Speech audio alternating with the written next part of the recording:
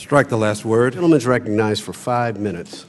Thank you, Mr. Chairman. Mr. Chairman, it is true that there is a retirement crisis in the country. But, Mr. Chairman, I would submit to you and to all present that there's a greater crisis. The greater crisis is a righteousness crisis. A righteousness crisis. Because there is a belief that we should have business models that allow hard-working Americans to be ripped off. This righteousness crisis is the heart of the problem with H.R. 10. Because H.R. 10 allows rip-offs. It allows persons who are purchasing their homes to get ripped off again. Dodd-Frank sought to eliminate it. It allows persons who are buying cars to be ripped off. There's a righteousness crisis, a belief that this type of business model is acceptable. Yes, when you make the change from rip-off to righteousness, you're going to have a period of time when there has to be an adjustment. People have to adjust to not being able to steal from other people. It takes time. But it's time for us to move to that paradigm where people are protected. Seniors don't know that they're being ripped off, but that's what's happening. We talk about why the SEC should be doing this as opposed to DOL. Well, here's a good example. You have 2 lifeguards on a beach.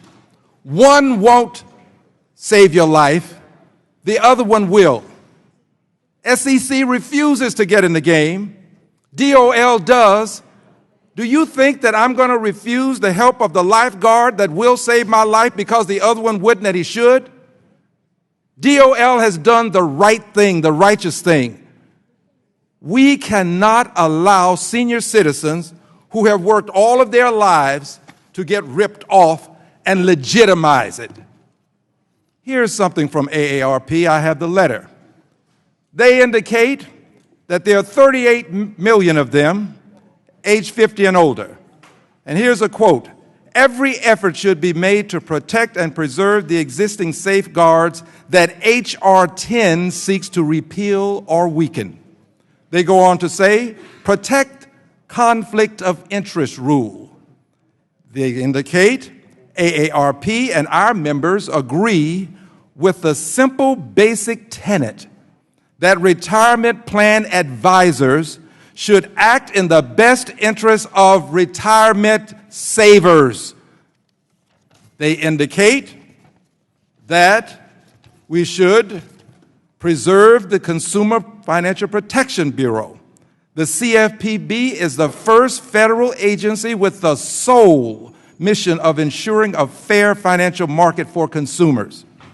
Unfortunately, they indicate H.R. 10 would curtail the tools the CFPB needs to do its job, undermine its mission, and exposes older Americans to financial abuse and exploitation. Mr. Chairman, saving $17 billion a year is fairly significant. That's what this rule is all about. I would contend, Mr. Chairman, that we will take a quantum leap backwards. In fact, we're going back to the future that we escaped when we passed Dodd-Frank. Let's be sensitive to the needs of people who have worked and earned the money, as opposed to putting those who are going to represent them ahead of them and allow them to select products that would rip them off when they could have another product that would produce the same results for a lesser cost. Mr. Chairman, I appreciate the time, and I will yield to Mr. Lynch if he desires additional time.